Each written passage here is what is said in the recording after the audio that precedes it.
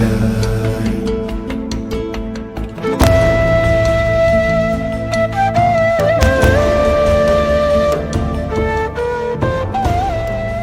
Càmbar ci diine sur ITV. Bismillahi rahmani rahim. Alhamdulillahi rabbil alamin. Wassalatu wassalamu ala al-mabuusi rahmatan lil alamin Muhammadin al amin wa ala alihi wa sahbihi ajmain. Fii la ci ITV. Ici et ailleurs, où que vous soyez, paix sur vous. ñu ngi nuyu ñëpp ñi nga xam ni ñu ngi ñuy seetaan ci seen émission càmbar ci diine. Di leen wax asalaamaaleykum wa rahmatullahi wa barakaatu.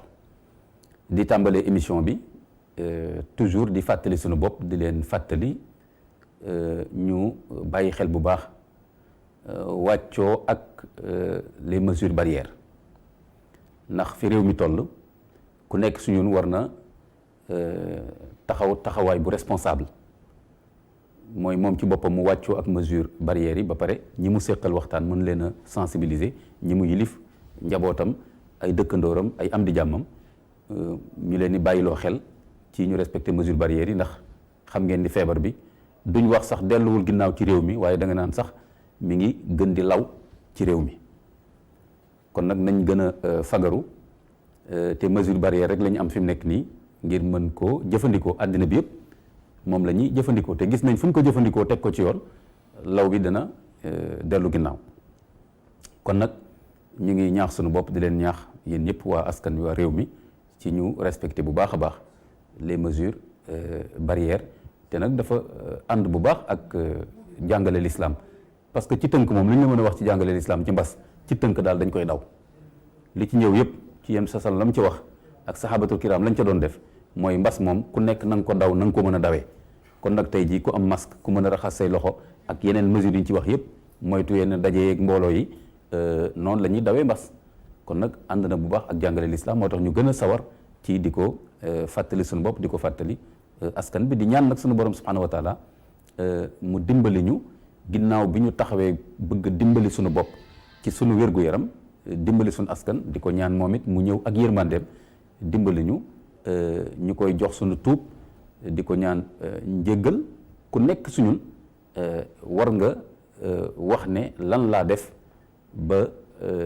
lii di mbas bi di tasaaroo ci àddina bi te nekk loo xam ni day indi jafe-jafe nekk nattu bu doy waar ci àddina bi ku nekk suñun war na wax ni ban njaaxum laa def ban bàkkaar laa def war naa ko tuub war naa jéggalu war naa tegaat samay doxalin ci lu yàlla gërëm defar sama digganteeg borom bi subhanahu wa taala defar sama digganteeg nit ñi ba ci mala yi ba ci gàncax gi lépp ñu rafetal ko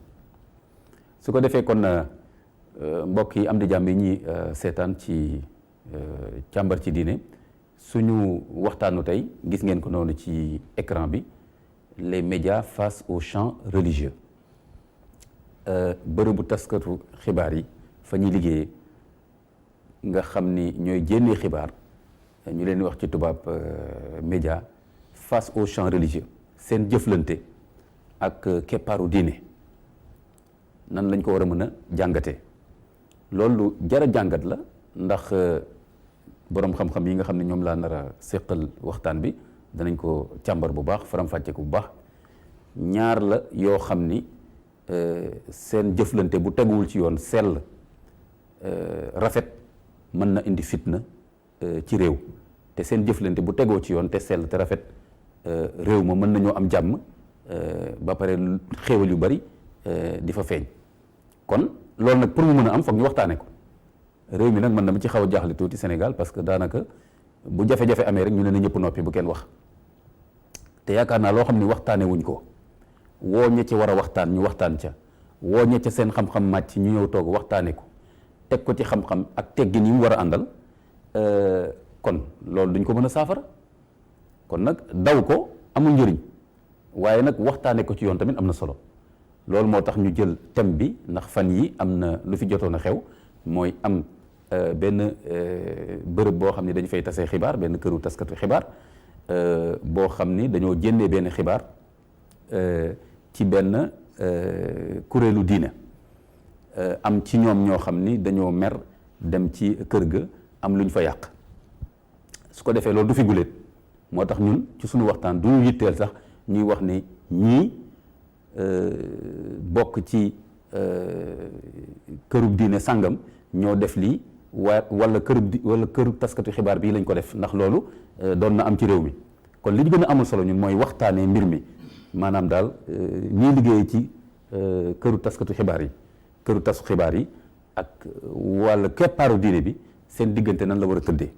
pour ku nekk àqam mu jot ko, te ku nekk tam àqam ak yelleefam mu xam ko, waaye tamit ay wareefam ay devoiram mu taxaw ci, ku nekk tam sa cër ak sa wàcc waaye ñu jox la ko. dama yaakaar ni réew mu mel noonu lañ bëgg Sénégal, te loolu nag suñ ko bëggee foog ñu waxtaanee ko. kon nag su ko defee moo tax ma bokk ak waxtaanu tey bi ñaar ñoo xam ni ma koy waxee toujours sama émission càmbar ci diine, ngeen baal ma sax seen émission càmbar ci diine, man dama koy préparer rek mais pour yéen la. ni ma koy faral di waxee dinaay fexe saa su ne di indi ci thème bu mën a doon ñoo xam ni ku leen gis ñu toog doone waaw lu tax kii ñëw di waxtaan ci tomb bi te xam-xamam màccu ci jaar-jaaram àndu ci. ñaar ñoo ñan la, kenn ki mooy Mamadou Thior, journaliste la, mais surtout mooy président CORED. dina ñëw léegi ci lan mooy CORED bu nga xamee ni dina nuyoo ak présenté kuréel boobu. kon Mamadou Thior maa ngi koy remercier bu baax a baax, dinaa ko jox léegi mu nuyoo. tamit sama mbokk Oustaz Mokhtar Kébé, du bii mooy guléet mu ñëw ci càmbar ci diine. Oustaz Mokhtar Kébé sama turandoo la, moom l'islam la jàng, ulum charia, les sciences islamiques. waaye tamit dafa jàng lu ñuy wax tey jii ci wàllu tubaab la ñu mën a tuddee tey science politique ak relation internationale. kon yaakaar naa waxtaan bi war na mën a tegu ci yoon, war na mën a xóot, ñu càmbar ko bu baax a baax. di leen ñaanal ñoom ñaan yëpp borom bi defal leen tawfiq. kon ma jox Mamadou Thior mu nuyoo ba pare présenté waale lan mooy CORED. jërëjëf Imam Kanté, xanaa di amaat mbégte rek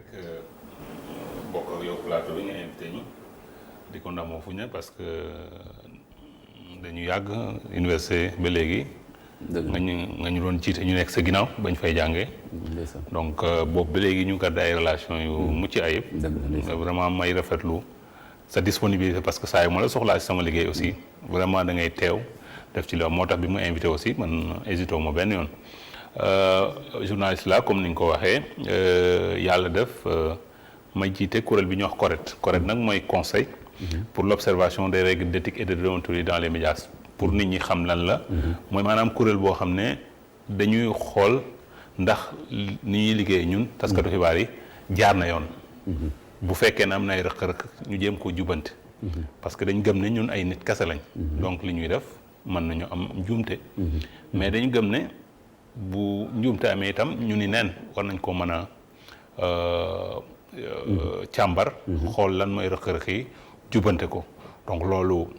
bi ñu créé kuréel bi ba léegi CRED la woon après mu nekk CRED bi nga xam ne dem si yàlla mu jóge fi bu yàggul Kader Diop ñu koy ñaanal suuf sedd ci kawam ñoom ñoo tàmbaloon bi mu nekkoon suñuy doyen ak ñoom Babacar Touré ñi nga xam ne jógee nañ fi temps yi Reine Marie Faye nekk ay journaliste kaamil donc ñun ñu jël mbir mi ci ñoom di fexe itam affaire bi ñu téye ko téyen boo xam ne dinañ ko mën a jox suñu. nen bi bañ a toj voilà suñu rakk yi ñëw. parce que ak lu ñu mënti wax tasum xibaar ci réew toujours dama koy wax misaal te du am solo la Amérique loo ci mënti wax démocratie bu mag la. seen ñetteelu président tuddoon Thomas Jefferson. mu jiite Amérique 1801 ba 1809 dafa ne woon bu ñu ko doon wax mu tànn diggante réew bu am nguur. ak réew bu am taskatu xibaar moom réew bu am taskatu xibaar lay tànn loolu moo gënal parce que xam na rôle bi taskatu xibaar am ci réew ci bépp fànn rawatina li ñuy waxtaane tey parce que ñun ñëpp lañ fi nekkal lépp loo xam ne xew na ci penc bi ñun dañ koy jéem a leeral ak fu mu mënti xewee na ak lu ñu mën ci jaral ñu faat suñu bakkan mbala mu ñàkk am loolu yëpp da ciy am mais loolu mooy suñu wareef.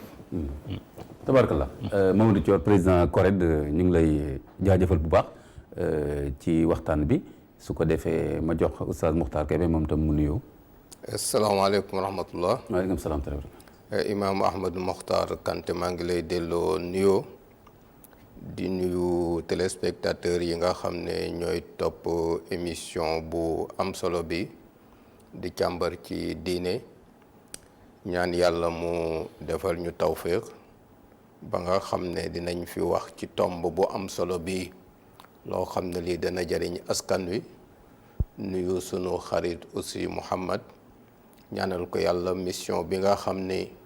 moom la ñu taxawee yàlla defal leen ci ndam ndax bu nu waxee tas xabaar rek noo ngi wax participer ci liy tabax nit di defar pénc donc ku yor jumtuwaay boo xam ne bii day participer ci liy tabax nit mën a defar pénc walla mu yàq ko alors jumtuwaay boobu dafa am solo ni ko réew yi yittewoo nu ko raw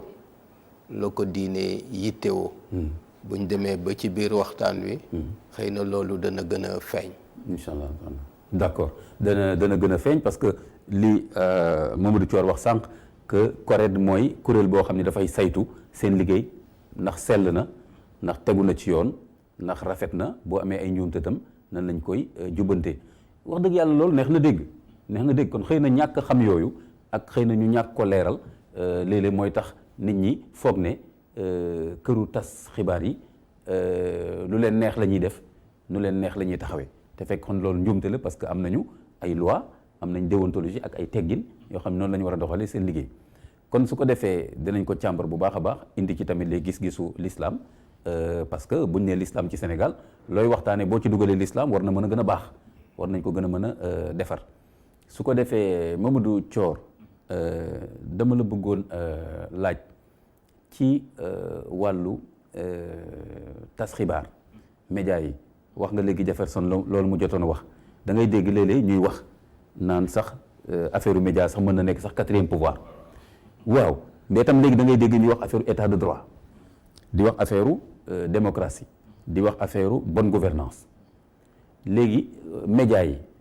lan mooy place am ci biir démocratie ci biir état de droit ci biir bonne gouvernance média bu baax am fa ak ñàkk fa am est-ce que benn la wala noo ko gisee. waaw ci wàllu démocratie quand même mooy li nga xam ne pour nga mën koo doxal te amul presse bu moom boppam maanaam ay taskatu xibaar bu moom seen bopp daanaka mënta nekk parce que li ci nekk mooy que ne 4e pouvoir boobu nga doon junj sànq yenn saa yi dañ koy bañ te bon mën nañ koo bañ sax mais boo xoolee taxawaayu taskatu xibaar yi président Mitterrand mos nañu cee xas mais bon dañ koy nangu parce que nee na ñun ay chien de garde lañ donc maanaam genre xaj yoo xam ne duñ la may foo yekkee sa naq mooy bi Pierre Bérégovoy génne àdduna il a une formule boo xam ne ba léegi taskatu xibaar duñ ko fàtte nee na voilà vous avez été l'honneur d'un homme au peuple donc yooyu day fàttali ne ñun suñu taxawaay toujours souvent par exemple bu dee ci wàllu ñi nga xam ne ñu ngi ci wàllu politique di yor réew mi wala ñoo xam ne ci wàllu koom am ci ndëgër laay donc suñ taxawaay yu ci bëri mënta neex ak ñoom parce que bu dee ñoo xam ne dafa am lu ñuy nëbb te ñun suñu liggéey mooy lépp loo xam ne dañ koy jéem a nit da koy jéem a nëbb ak fu mu manti féete ñu leeral ko ngir askan bi xam donc xam nga ñaar ñooñu mën nañoo bañ a jaaroo taal te waruñoo jaaroo taal donc moo tax ci wàllu démocratie boobu suñu taxawaay da cee war a fës ci wàllu liggéey bi mu nekk liggéey boo xam ne liggéey bu sell la liggéey bu mucc ayib la te li nga xam ne mooy taxawaay bi yenn saa yi day am ay ndëgg sarax yu bëri parce que xam nga tey dañuy dund ci jamono boo xam ne amaana sax du tey commencé jamono boo xam ne lu ne ci wàllu influence ça soit le pouvoir de l'argent wàllu koom ak yooyu wàllu koppar ak yooyu donc am na noo xam ne yow wàllu diine parce que mbooloo voilà ak ñu leen jiite je ak yu ñu bëgg ak yu ñu bañ bokk ci prétexte bi di tax sax nga gën ñu invité li fi xewoon ci suñu mbokk waa Les Échos ñi nga xam ne dem nañ dal seen kaw te li nga doon wax sànq ma koy kii parce que ñi def loolu te ñu ne dañu far ci Serigne Moustapha Sy je pense que bu fekkoon ne ñu xaw a ànd ak seen sago la mbir mi bu dee am na lu leen ci métti mënoon nañ ñëw kalaame ñu ko ñun waa CORED te bu ñu ko kalaame dinañ ko mën a saytu def ci lu ci war su fekkee ne suñu naataango yooyu def nañ naka sudul noonu nañ leen ko wax parce que def nañ ko ay yoon jébbal nañ ñu ay kalaame yoo xam ne buñ ko càmbaree CORED dañuy naan ay lay wen yéen kat yéen a tooñ yéen journalistes yi organe bi yéen a tooñ mais yenn saa itam ñu seet ba xam ne organe bi dara liñ koy waxal nekku ci donc loolu aussi lu jar a bàyyi xel la je pense que kon daal njuumte la fajal sa bopp daal parce que am na kuréel boo xam ne tey ku am lu la naqari mën nga ñëw ci ñun tey dañ koy rafetlu de plus en plus ñu bëri dañ koy wax tàmbale ko sax njiitu réew mi parce que bi ñuy installé par exemple suñu tribunal des pairs mooy tribunal bi nga xam ne foofu la ñu àttee mbir yooyu parce que dañu am tribunal boo xam ne comme tribunalu kii rek mais tribunal suñu doyen yi ñoo fa nekk ñoo xam ne yàgg nañ ci métier bi donc saa yi ñu indee kalaame ñoom lañ koy jébbal donc ñu xool li ci war parce que xam nañ métier bi ni muy doxee yàgg nañ ci. dogguma la Thior mais lu tax ma jëlaat parole tuuti ci yow foofu pour relancer. c'est parce que loolu dafa am solo trop moo tax ma bëggoon ñu taxaw ci tuuti parce que est-ce que tey citoyens sénégalais yu bari. quel que soit fu ñu bokk comme li nga wax le monde économique ña fa nekk ak seen intérêt le monde politique le monde religieux le monde sportif le monde syndicaliste le monde médical donc yéen man comprendre naa que seen liggéey mën a jafe parce que ñoom ñëpp dem dafa am yu bëri ñu fa la mosu ñëpp xam nañ loolu képp kuy mukallaf xam nga loolu léegi nag par contre est-ce que nit ñi ñu bëri ci citoyens sénégalais yi est-ce que xam nañ suffisamment CORED ak lu muy liggéey parce que xëy na loolu bu amoon war nañu xam ne CORED dafa mel ne tey jii rek tey ci biir médecine am na loo xam ne yow mii rek tey boo demoon di faju mu dal la fa mënoo ñëw rek ku la neex nga dajal rek ne ko médecin bi moom a tooñ am nañ benn ordre boo xam ne mën nga fa dem avocat yi noonu parce que li tax ma wax loolu da ngay gis des fois ñoo xam dañ naan la par exemple kër sëriñ si dafa am nu mu tëddee dëgg la danañ ci ñëw danañ ci gën a waxtaan dëgg la mais tamit journaliste tam seen kër dafa am nu mu tëddee kon tam suñ bëggee réew mi tegu ci yoon ku nekk na mu tëddee fekk si ko ci loolu jox ko wàcc waayam waxtaan ak moom loolu moo tax ma ne noonu kon CORED il faut ñu gën leen a xam. waaw wax nga dëgg te ñu ngi ciy def ay jéego yu rëy parce que boo xoolee ba ñuy tàmbalee daanaka kalaame yi daanu doon bëri. mais quand même ñu ci bëri dañuy donc tànn ñëw CORED parce que li jarul leeral mooy que boo foogee ne dañ la tooñ li tax yaay moo la tooñ boo ñëwee kalaame si ñun amoo droit dem kalaame ci yoon maanaam ci justice. donc soit da ngay am wóolute si ñun ñu càmbar mbir mi soit itam am nga droit dem si wàllu yoon mu càmbar ko donc loolu aussi day kii mais li nga xam ne mooy kuréel bi ñu ngi vraiment nit ñi tribunal bi xam nañ ko parce que souvent sax dañuy jaawale foog ne di ñu réduire si tribunal bi correct donc nit ñi gën nañ koo xam te wax dëgg kalaame yi day gën a takku mais li nga xam ne mooy tribunal bi fi nekkoon bu mandat bi nga xam ne parce que man ñu ngi may doog a fal donc mandat tribunal boobu jeex na donc dañu war a teg tribunal bu bees boo xam ne ci amaana bu yàlla defee jàmm ci weeru septembre bi balaa muy jeex ñoom dañuy waat parce que noonu la ñuy tàmbalee liggéey bi su ko defee ñu mën leen a jébbal kalaame yi nga xam ne dañ koy jot parce que kalaame yi itam du xaar tabarkalla balaa may jàll ci oustaz Mokhtar Kébé lenn rek laa lay wax Mamadou Thior mooy que CORED maa ngi gis ni nga yore benn document xam naa peut-être mooy seen mooy code de la presse voilà lii waaw lu ñu ko gën a tasaare rek baax na mais aussi citoyen bu nekk war nga xam ne tey jii mën nga dem am ngeen site wala waaw am nañ kii waaw ñu ngi lii mooy code de la presse voilà code de la mooy loi bi nga xam ne moom moo ñu tënk voilà bon li tax moo am solo ma indaale ko mooy lépp loo xam ne moo war a nekk suñu taxawaay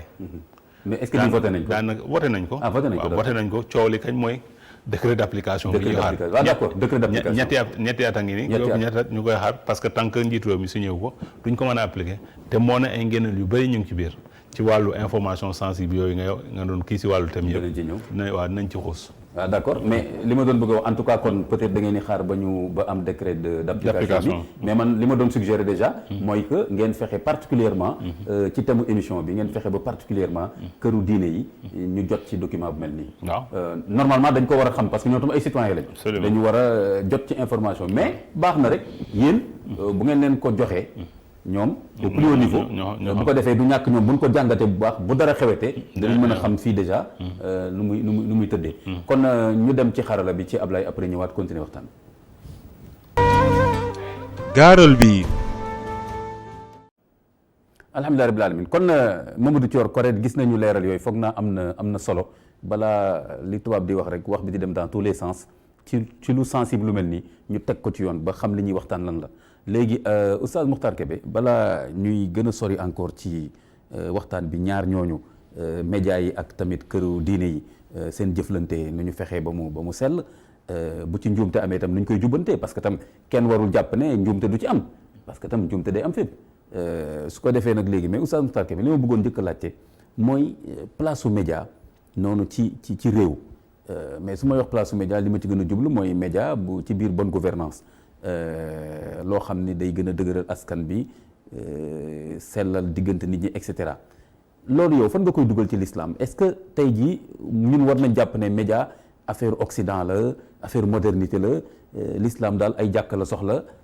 ak woor ak daara affaire média nañ ko bàyyi ak tubaab yi wala est-ce que yow am na fooy dugal affaire média ci biir l'islam ak civilisation.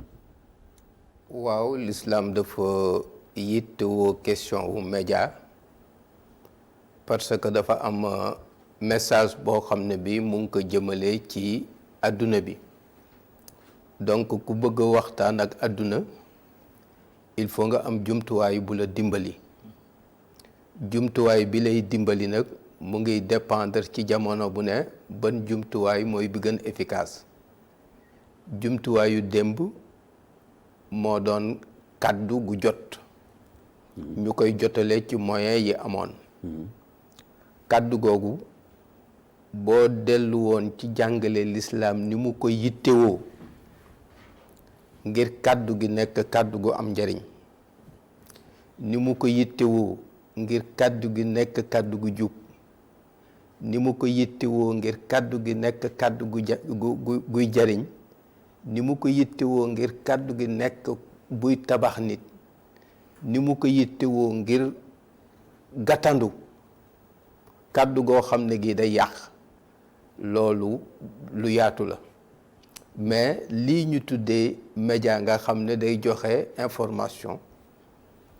nga xam ne alquran am na ci saar wu tudd annaba waaw nga xam ne baat bi la jëfandikoo muy information boo xam ne bi day jóge ci ku xam mbir ma dem ci ñoo xam ne ñi xamuñu mbir ma te ñu war ko xam mu jëriñ leen ci seen pénc baat boobu nga xam ne moom la ñuy wax annaba ni ñu ko war a tabaxe sax alquran daf ci wax parce que inni jiituka min saba'in bi naba'in yaqin kooku nga xam ne dafa jóge woon ci reine de Saba dem ci beneen espace gis fa loo xam ne bii société bi daf ko soxla muy société bi nga xam ne moo nekkoon ci Yémen te reine de Saba ne woon fa ba mu ñëwee la mu ko jëkk ko wax mooy maa ngi lay andil xabaar boo xam ne bii dama koy andi ak certitude donc première chose mooy du lu approximatif du lu nu defee du loo xam ne bii source bi leerul ci ñun mais maa ngi la koy andil ak certitude xabaar bu fiable boo xam ne bii lu ñuy dengi amu ci ay boobu daal man doon naa ko jàng nag mais wax dëgg yàlla déggin bi nii amu ko ci woon sérieusement inni jiituka min saba'in bi naba'in yaqin yemul foofu sax am information bi rek sax doyul mais da nga war a am expertise bu tax information bi nga mën ko comprendre mën ko commenter nga xam nga kii da ngay andi information mais bu fekkee ne amuloo expertise ci domaine boobu information bi mën na am sax nga bëggoon ci jariñ nga yàq mën na am nga bëggoon ci jariñ information bi sax dana wér mais na nga koy joxe mën na am lu ci dugg loo xam ne lii mën na am mu yàq parce que domaine boobu ngay wax xamuloo ko yow yaa ngi jàng ci alquran borom bi di wax ne wala yunabbi'uka mislu xabiir nee na ki la mën a jox information bu fiable nga jariñoo ko mooy koo xam ne kii am na expertise boo xam ne bii bu doy la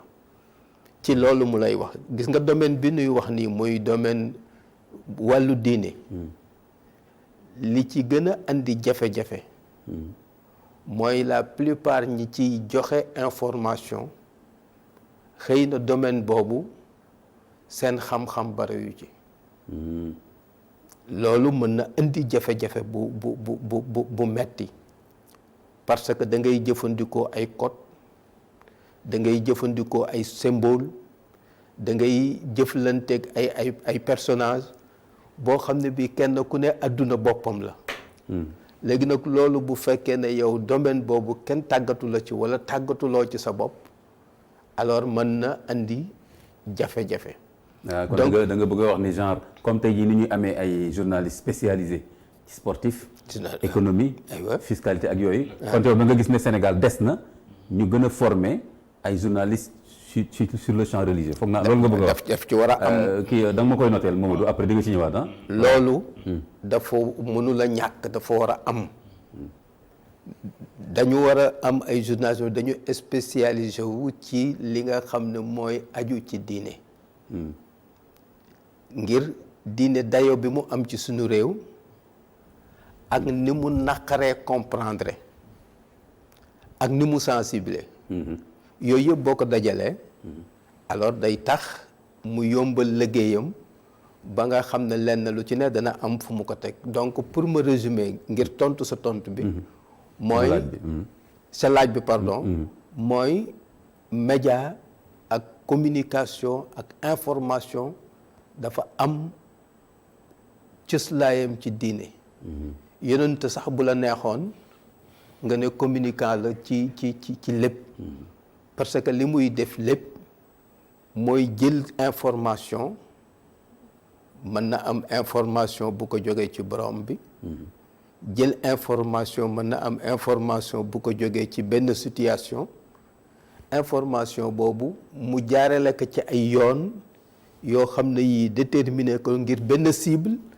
jox leen li mu bëgg ngir ñu am réaction bu ñu def loolu mën nga wax ne boo ko doon seet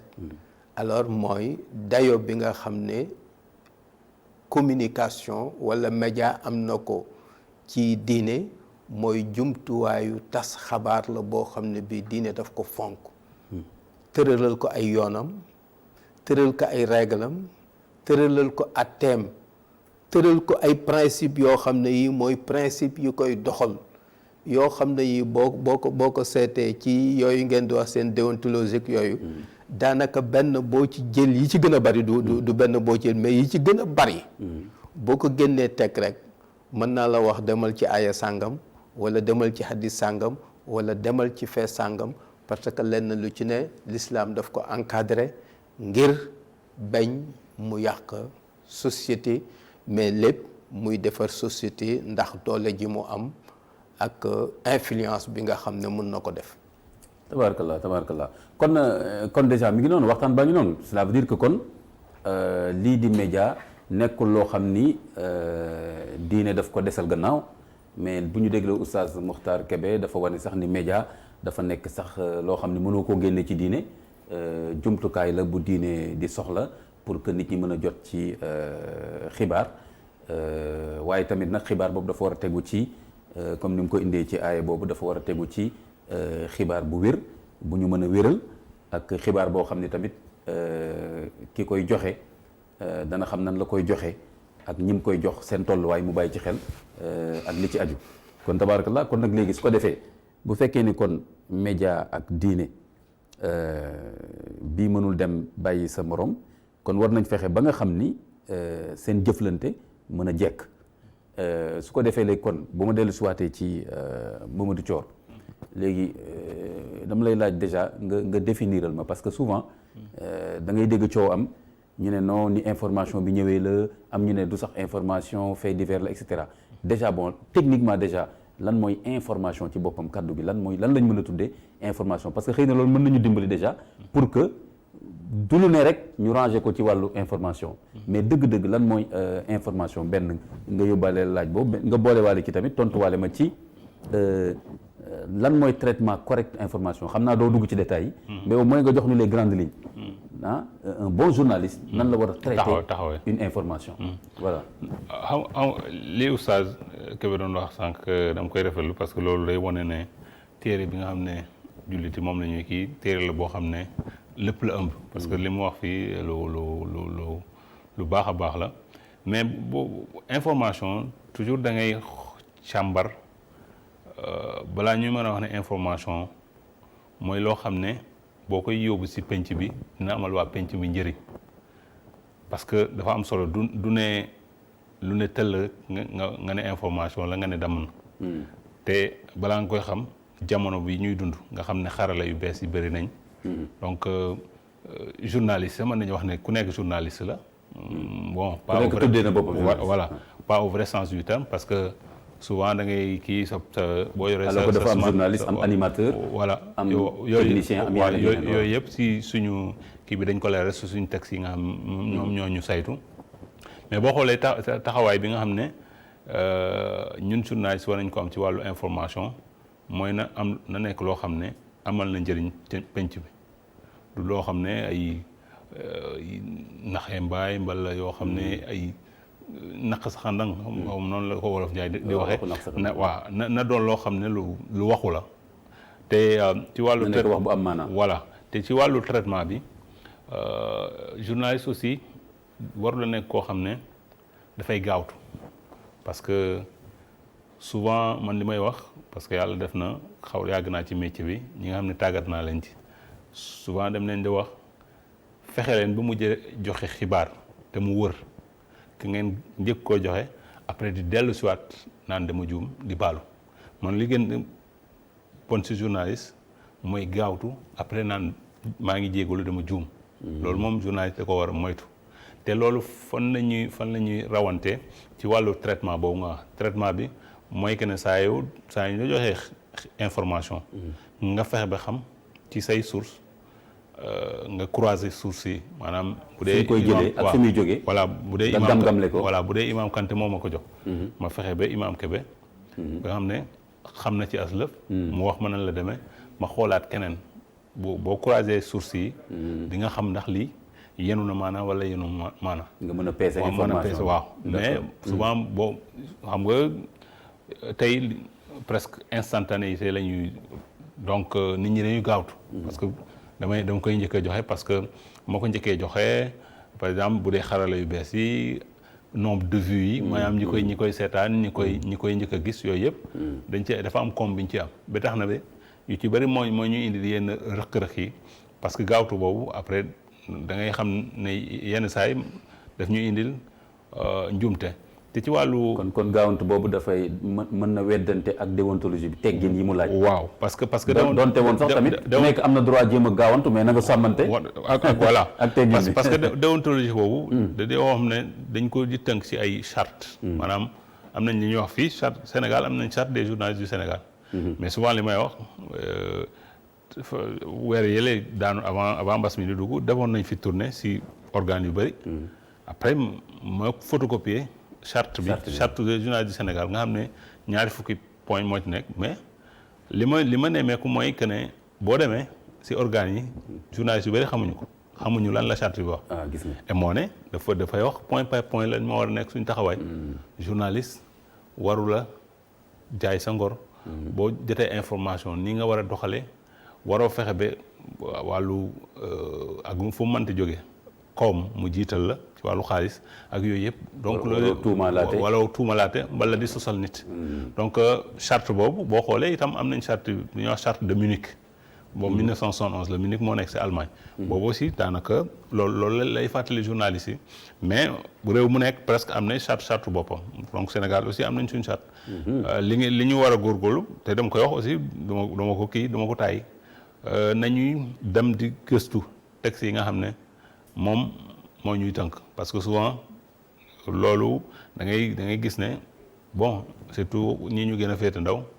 war nañ ci góorgóorlu parce que. surtout que charte yooyu doguma la. mais même ci yeneen domaine u liggéey ak xam-xam. day nekk loo xam ne tout le temps da nga koy war dina faraat de. voilà parce que da nga koy fàtte. da nga koy fàtte waaw parce que boo ko dul lire day xaw a doy waar. te pour dellu si wàllu. li nga xam ne moom traitement information par exemple avec lu jëm ci wàllu diine. yaa ngi doon wax waa ECHO mais itam man semaine bi rek. gis ngeen coow li fi jib diggante Mary Teuw Niane ñu invité ko ci benn rajo li mu wax ak fañ ko yóbbu. waaw parce que man dama gëm ne. amoon na ay jafe-jafe. ñun journalistes yi indi li Mary Teuw Niane wax te indi woon ko ñoom ko waxee ñoom ñoo. yokk ci xar mi karaw loolu lañ ko wax dëgg. parce que compte rendu imam dafa am yoon compte rendu mooy li gën a yomb si suñu liggéey parce que nit ki dafay wax mais waxal ko li mu wax. mais bu ci yokk bu ci wàññi. surtout loo xam ne dafa sensible parce que mooy lu dem ci wàllu diine gis nga ki yor commission organisation mooy sëñ Abdoulaye ak Gaynde Fatma ba mu defee sorti et di sëñ bi moom intellectuel la mënoon na dem seetaan la waaj a wax mu tontu ko ca mais gis na moom dafa contenté wu li gars yi indi. li ñu dégg la déglu. ak ci revue de presse yi. parce que ca ëllëg sa revue de presse yi naan woy ministre Mary Teuw Niane moo wax ne nañ dàkkal màggal Touba. waaw et moo ne waxee ko noonu. yàlla xam ne waxee ko noonu dafa ne nañ waxtaan ak kër diine yi. donc loolu aussi il faut ñun journaliste ñu ciy góorgóorlu. et loolu aussi day poser problème formation yi ak tey ñu wax si métier bi. am nañ ci ñu bëri ñoo xam ne wax dëgg yàlla du ñu ay journaliste loolu lañ ko wax mu dee. parce que itam organes yi dañ leen di utiliser te bon man journaliste boo xam mënoo def compte rendu mënuma la wooyee journaliste parce que loolu mooy li gën a yomb si liggéey bi ñu def. boo ma genre boobu ça veut dire que ay enquête ak ay commentaire ak yooyu yëpp da lay tax parce que compte rendu quand même souvent li ñu wax sax si dëkku tey xale yu bees yi kii nañ am loo enregistré bëri na. boo bëggee xam li nit ki wax enregistré ko nga dégluwaat ko point par point li mu wax nga tegal ko mais yow boo bëggee wax loo xam ne waa ji waxu ko ça veut dire que yow yaa yóbbu mbir mi foo xam ne eggu fa te mu mën jural penc bi loo xam ne nag ñaanuñ ko yàlla. tabarkalla te dinañ gën a xóotal mais comme li nga wax noonu sànq man damay saluer sa rigueur intellectuelle ak sa honnêteté éthique je peux dire parce que du toujours ngay bokk fenn ba pare mën a féex ci ne fii gis naa ni am na ay jafe-jafe ci ni ñu liggéey li tubaab di wax souvent corporatisme en général rëcc ci yombul parce que day nekk ñoo xam ne ñoom nga tàmm di liggéeyal da ngay am kersa ci ñoom et cetera donc vraiment lii ku yàlla defal tawfiq mooy mën a wane ni quand même suñu liggéey aussi am na ay rëq-rëq pour ñu gën ko mën a defar même exemple bi nga joxe noonu ci loolu xew ci Mary Teuw Niane li mu wax même man c'est vrai émission bi déglu naa ko déglu naa tom ne effectivement journalistes yi dañu jël benn parti indi ko ci penc bi suñu mbokk tam Abdou Lahad Mbacké maa ngi koy nuyu bu baax a baax wax dëgg yàlla nit ku dal la man mi maa ngi fàttali ko am na benn sortie bi ma defoon boo xam ne daf ma woo jox ma ay orientation ne ma defeel nii moytul lii te loolu yàlla mujj na ci def tawfiq kon bi pas comme li nga wax nii journalistes yi xëy na seen erreur fi mu nekk mooy fa ñu daggee wax bi teg ko suñu mbokk tamit Abdou Lahad Mbacké comme ni nga ko waxee comme moom tam ci métier communication la nekk xëy na mënoon na jël émission bi yëpp jël temps déglu ko su ko defee bennal ko doog a mën a xam exactement nag lan lañ gis ne ci waxu Mary Teuw Niane ñun ne waxuñu ne ñun nekkuñ fi pour défendre Mary Teuw Niane wala keneen mais su ko dégluwoon ba pare mën na wax ne Mary Teuw Niane lu jëm ci mbiru yoonu murit wala mbiru màggal gi waru cee waxee nii parce que lii ak lii loolu waroon na mën a nekk aussi mais incha allahu taala yaakaar naa ni émission bu mel ni dafa ñëw pour participer ci yéwénal diggante bi su ko defee ñu gën a xam journaliste yi lan mooy seen cër ak seen doxalin mais ak tam bu ñu juumee tam ñu xam lu tax ñu juum ak tamit seet nañ koy jubbante ñi nga xam ne dañoo juum ci ñoom ñu jàpp ne dañ leen tooñ ñoom tamit war nañ fexe xam tamit bu juum te amee jëm ci seen côté nan lañ ko war a mën a jubbante te fekk yat du jóg saaga du jóg fitna du jóg parce que war nañ ko mën a régler surtout Sénégal dëkku waxtaan la Oustaz Mokhtar Kébé xam nga Mamadou Thior wax na léegi ci wàllu traitement information bi man li ma ci gënoon retenir bi may xalaat ne naa ñëwaat ci yow mooy bi mu indee ay charte rek ma xam ne charte moom miin naa ko ci l'islam da ngay chaque fois dañuy wax ay shurut ay conditions nanga même julli dem ay charte aj Makka ay charte kon nag léegi yow ci wàllu presse tey jii boo ñu doon jox ay charte yi ci gën a am solo daal pour yow traiter information ba mu jaar yoon yan charte la ko islam tegal. waaw charte yi bari na mais mën nañ tàmbali ci ponk bi ci gën a rëy charte bi ci gën a rëy mooy information bi ngay joxe mu nekk dëgg. xam nga borom bi muy wax yonent bi nekk nahnu naqussu alayka naba'ahum munoon na yem foofu mais daf ko ci tegal bil xaq. waaw bil xaq. yàlla mooy wax yonent bi ne ko maa ngi lay informer ci seen jaar-jaar. xam nga loolu rek doyoon na. waaw. parce que borom bi buy informer li muy informer lu wér la loo xam ne lii kenn du ci am déngi-déngi. mais mu teg ci bil xaq ci dëgg. donc information bi dafa war a wér dafa war a dëggu. donc information bi aussi dañu war a càmbar dëggu gi du ñu doyloo rek confiance bi ñu am ci coor. fa mu nekk un fait avéré la. waaw dañu koy gëstu. fait bi sax mun na avéré ci moom. waaw mais ñun ñi nga xam ne ñooy associé ak moom ci information bi. information bi dañu koy gëstu. xam nga waxoon naa sànq waa ji jóge woon ci reine de Saba ñëw ci yonte yàlla Daawud naka maa ngi jëlal naa la ci reine de Saba information boo xam ne bii bu wér la bu amul déngi-déngi. yonte yàlla Daawud daf ko ne sananzur asadaqta am kunta minal kaazibin. xaaral nu jëfandikoo ñun suñu ay moyens d'investigation. ba xam ndax li nga wax noonu la walla déet. walla li nga wax demewul noonu. mu jëfandikoo yeneen outils yoo xam ne yi bokkul ak yi waa ji andi woon ba andi véracité fait bi nga xam ne moom la waa ji waxoon. donc loolu mooy li ñuy wax ak taxarri même bu fekkee ne sax information bi dañ ci am déngi-déngi yéen a ngi koy jàng ci surat in jaakum fasiqun bi naba'in fatabayyanu surtout information boo xam ne bii daf ci am koo xam ne kii daf ci am benn intérêt boo xam ne bii mën na tax ñu dutee ci dëggoom. am na lu mu bëgg a saxal walla am na lu mu bëgg a yàq de toute façon am na benn intérêt bu tax mu andi information bi mën na am dafa am lu mu bëgg a saxal walla am lu mu bëgg a yàq walla am ku mu bëgg a yàq walla am ñu mu bëgg a yàqal loolu mooy lu ñu tudde fasiq koo xam ne que dafa am tendance bu ko animé ngir mu ñëw andi benn information. borom bi def ne loolu bu amee fatabayyanu ñii ne fatasabatu ah. c'est-à-dire bu fekkee ne kenn dafa ñëw andil leen xibaar boo xam ne bii am ngeen ci jeexi jaaxa bu leen gaaw jël position na ngeen jëfandikoo seeni jumtuwaay. bee nga xam ne di ngeen am xel mu dal ci li nga xam ne moom la wax. xam nga loolu tolloon na ak sànq coor li mu doon wax. ne ñu ngi jàngal étudiants yi. waaw ñu bañ di gaawantu nañ vérifier. nga jële ko ci kii jële ko ci kële jële ko ci source yu bari. xam nga information mën nga ko jëlee ci benn source su fekk na am na lu ci manqué. te loolu ci manqué mën na gëmmal sa bët ci information bi dëgg-dëgg. nga demaat ci beneen source am lu ci dolleeku. nga demaat ci beneen am lu ci dolleeku bu ko defee nga am benn gis-gis boo xam ne bii bu global la ci li ngay wax. mooy tax nga mën a xam fi loolu mooy fatabayyanu gi. doo doyloo kenn ki li mu wax beneen bi doo ko doyloo. beneen bi mooy li mu wax ni information bi il faut warul nekk loo xam ne lii day dooleel loo xam ne lii day yàq valeurs yi ci société bi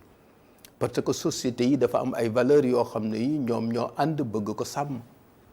bëgg mu dund bëgg mu sax donc képp koo xam ne kii day communiquer sa communication dafa war a renforcer valeurs yooyu loolu bokkul ak li xew léegi. booy seet am na ay valeurs yoo xam ne yi mooy valeurs yi taxawal suñu société sénégalaise nga xam ne ku sañoon sa njaboot ci valeurs yi lay yaroo ku sañoon ci lay màgge ku sañoon penc mi lii lay xam nga moo tax alquran di fustiger ñi nga xam ne dañu bëgg alfahisha ñu di ko siiwal léeg-léeg man dana ma jaaxal xam nga journalistes yi ñoom dañuy wax ne ñoom li jaar yoon intéressé wu leen li jaarul yoon moo leen intéressé. les trains qui ne viennent pas à l'heure. waaw loolu. waaw mais équilibre la ñu war a créer. xam nga li jaarul yoon bu fekkee ne toujours yaa ngi koy wax mën na jur nit ñu foog ne lu jaarul yoon garaawul. boroom xel mu gàtt bi sax mu foog ne man kat du man dong maa yaafuus. ndekete ñi yaafuus bari na donc man su ma yaafuus amul gravité. non am na sax ku doon wax te dëgg la nee na bu ñu waxee ne am na train boo xam ne tardé na ca boobu am na junni train yoo xam ne ñëw nañ ci wax heure te kenn waxu leen te loolu war nañ cee mën a moo tax ci éthique islamique ci information. dogguma leen mais moom lay wax yéen say ay journaliste benn imam def benn sortie wala dara ñuy ne ma imam Kanté gis nga imam yi li ñu waxati ma ne leen yan imam ma ne leen imam yi ngeen gis ci plateau yi fii actuellement ci Sénégal presque ëpp ñu 15 maanaam ñi gën a min ñuy wax presque boo leen compté ci médias yi nii ëpp ñu 15 mais ñaata imam ñoo am ci Sénégal lu tax nag léegi bu dara xewee ci benn imam wala dara xew ci benn daara ñu ne gis nga daara yi Sénégal yàqu na gis nga imam yi déggoo nañ te fekk ne loolu yëpp ñàkk sellal ñàkk seet lu mooy indi lu mel noonu daal raccourci bi la quoi voilà yooyu tamit jar na moytu ca at yëlee ca gannaaw am na benn waay boo xam ne bii def katu njombe la woon mais ci traitement wu information mujj nañ ko def benn héros ci biir réew mi mu am tur ab borom ñi amul sago nii bëgg ko seen xol di dem ci moom ñu di ko wax di ko tudd fekk na ni ñuy présenter mbir ma la mais kii nga xam ne moo ngi jóge ci suuf def effort liggéey ba jaar ci kaw kooku ñetti sénégalais wala ñeenti sénégalais mën nañ ko bañ a xam parce que mbiram yitteelu leen kenn moo tax ci alquran borom bi day ñaawal day bonal day tëkku ñi nga xam ne dañuy fexe ba lu bon siiw ci société lu bon dañu bëgg ñu koy def rek ñu xam ko mais bu ñu fexee léegi ba loolu mu nekk waxtaanu grand place waxtaanu penc ñëpp di ko waxtaanandolo alors day dem ba mujj nekk lu banal bu nekkee lu banal dootul am dayo ci penc mi seexlu gi du demee noonu donc fexe ba nuy joxe modèle yi nga xam ne moo gën a rafet yu ñaaw yi même bu nu koy joxe ñu joxe ko ci pédagogie boo xam ne alors nit ñi dinañu xam ne alors lii lu nuy reeteet la mais du loo xam ne dañu koy joxe rek pour waxtaan beneen bi mooy ci charte yi mooy loolu ñoog ñi bokkuñu ci gis-gis xam nga ci version occidentale bi ak seen société ni mu tëddi nga xam ne société noggatonte la ak ut ay porox ndollo ñoom dañuy wax ne sa source da nga koy nëbb waaw te yéen loolu ngeen di bu la manipuler bu fekkee ne source bi naxu la da nga ko war a nëbb ñun si suñu gis-gisu l'islam information li koy jox crédit mooy source bi waaw selon nos sources waaw sa source kan la sa source kan la yow sa source xam nga ko mais information bi li koy jox crédit du journaliste bi source bi nga xam ne moo andi information bi loolu moom la ñu tuddee ci l'islam al isnaad loo fekkewul boo ko fekkee maa ko fekk maa ko gis ñoo xam ne lii fekke nga ko gis nga ko mais xam nga yenn saa yi li tax source yi foofu anglais yi dañuy ràññaat le daan boo déggee ñu naan on the record mooy que ne sa source jox na la ndigal mën nga ko citer off the record souvent boo demee si dëkku kii ay Amérique ay Angleterre booy jëflante ak ñoom dañ la koy wax mu leer bu ñu leen off the record mukk doo leen mos a citer dañ la jox xibaar bi parce que li tax ñu koy def mooy que ne source mooy comme ni nga ko waxee mooy journal ñun protection suñ source bu ñu ko defulee parce que yenn saay bu ñu leen wisaaree xam joxe identité bi conséquence yi cay topp bu subaa boo soxlaatee doo fa fekk kenn parce que risque yi nga xam ne jël na ko pour jox la ko mu ne la bul joxe sama tur yow boo jëlee risque joxe ko journaliste yu bëri dem nañ kaso si protéger seen source dañuy préférer dem tëddi kaso parce que du ñu mos a joxe seen source. man kañ li ngay wax nii xam naa ko mais philosophie bi ko lal ak philosophie bi lal jël information ci source fii moo dul benn. fële société la boo xam ne bii kenn ku ne day fexeel moroomam. di seet noo war a ci kawam. société naxante la. ak kenn ku ne di noggatu sa moroom di ut ay pexe noo ci génne. fii société bi ñuy tabax société la boo xam ne bii li ko lal d'abord mooy solidarité ak fraternité. nga xam ne source bi ngay joxe yépp pour tabax lu baax la, pour défendre lu bon, pour protéger sa bopp, pour protéger sa keneen. moo tax bëgguñu looy wax te fekkewuloo ko fekk mënuloo wax ne ci kii laa ko jëlee bu ko defee kooku ñu xool mooy kan. science bu yaatu ci l'islam ci loolu la tegu. science nga xam ne ab science la boo xam ne bi dafa taxaw lépp mu ngi tegu ci loo fekkewul nga mën a wax ni fii la jóge loolu dafa am importance. léeg-léeg ñu ne solo doo surtout fekk lu approximatif la benn waaye rek man dama lay nettali benn histoire boo xam ne bii bu reelu ci benn réew. benn kilifa goo xam ne gi dafa nekkoon ci hôpital ba nit ñi désespéré woon ci moom. dëkk boobu ñaare bu nu nekkee ci dëj dafa am benn façon tànt boo xam ne bi boo ko gisee da ngay xam ne kii tàntu dëj la wala kii tàntu ngénte la wala kii tàntu beneen affaire la c'est-à-dire dëj dafa am tàntu boppam. donc comme que kooku nit ku siiw la mu ngi woon ci hôpital nekk ci lalam tëdd. alors journaliste bi muy xëy romb ci buntu kër gi ñaari buntu kër xam nga doo xam ban la tànt bi ne. ci buntu këru ki nga xam ne moom la ñu tàntal mu foog ne kii nga xam ne moo nekkoon hôpital ñuy wax mbiram moo faatu mu laajte ñu ne ko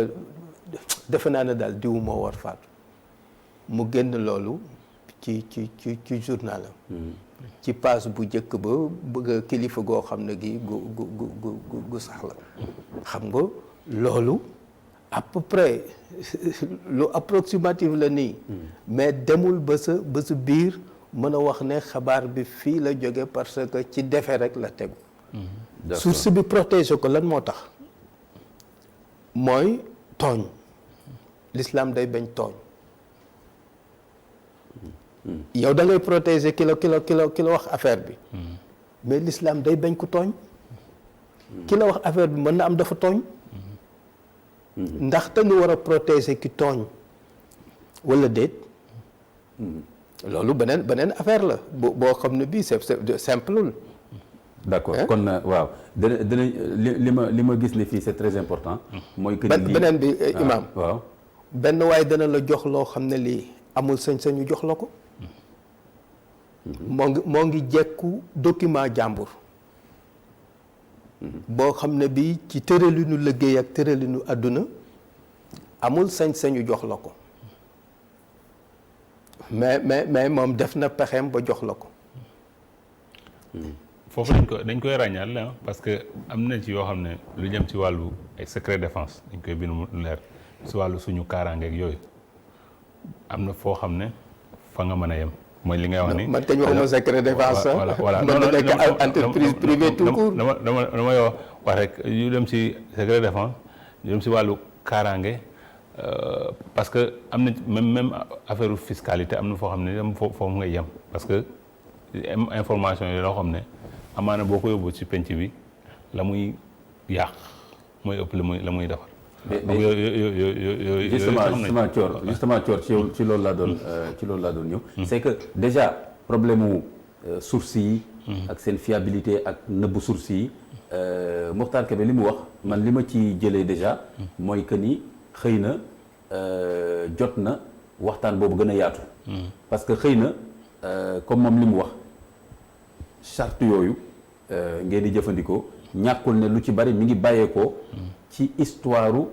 ak société occidentale yi ni ñuy fonctionner ak fi ñu toll. te mën na bañ a bokk ak ñun. kon moo tax lu mel ni par exemple mën na nekk encore un débat citoyen. te je sais que ni Corée du ko bañ au contraire sax mën nañ ko organiser. benn débat boo xam ne mën na gën a enrichir charte yi nga xam ni teg nañ ko te xëy na jëlul en charge surtout réew moo xam ni diine daf fi am doole l'islam am fi doole foog naa charte yi lu mu mën a te d'ailleurs esprit bi sax am na parce que yow boo ne réew mu nekk am na charte am xam nga ça veut dire que am na charte internationale Munich mais aussi am na charte Sénégal cela veut dire que contexte Sénégal ñu wutal ko charte am xëy na tam léegi encore ci biir contexte Sénégal encore contexte religieux bi mën na tax charte yi ñu gën ci bàyyi xel mu gën a sensible une charte plus sensible aux questions religieuses nga xam ni fiscalité boobu nu muy amee sensibilité ak kaaraange religion boobu tam noonu la amee sensibilité parce que ni nga ko waxee effectivement comme kaaraange bi ngay wax noonu mais tey ji par exemple diine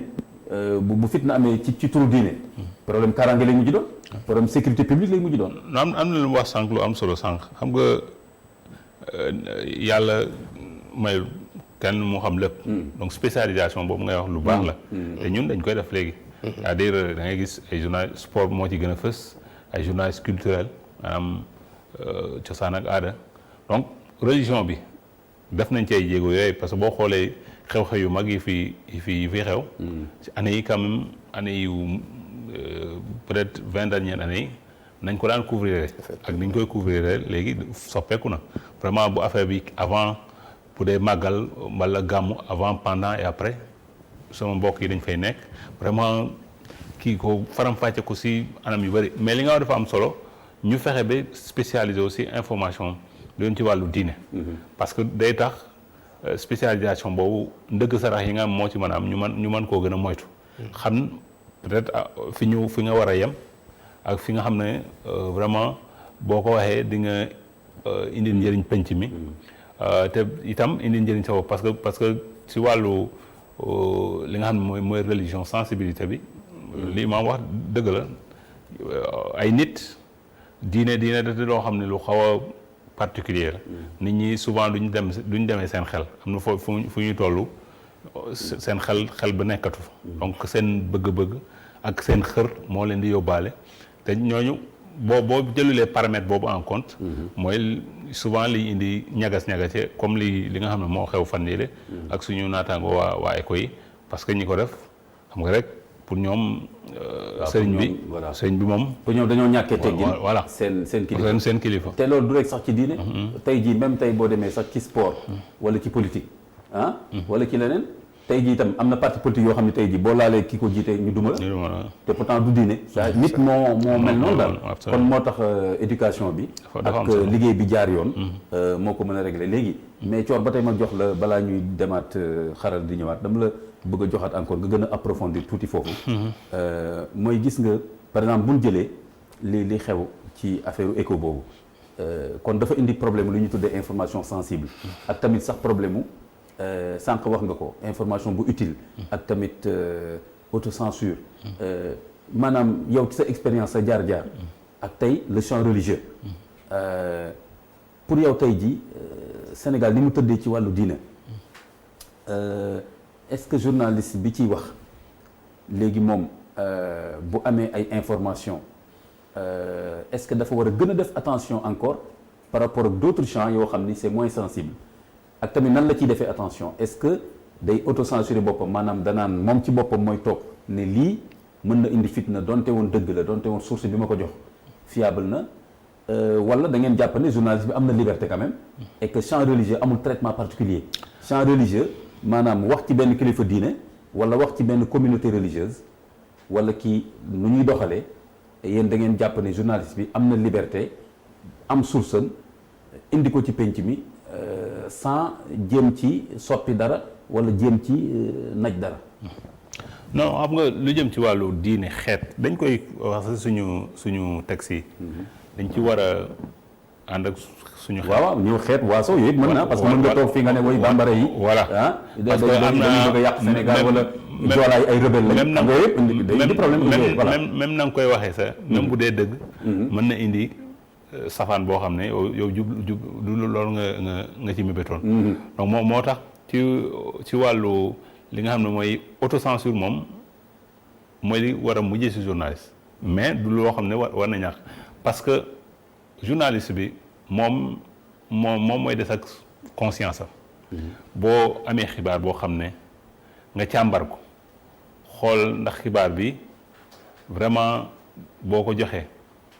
li muy jur dina jur jàmm mbala safaan ba yow yaay peser le pour et le contre te loolu sa conscience professionnelle moo la ko may bu fekkee ne nit nga di nga xam ne lii kat est-ce que jar na ko bu ko jaree nga def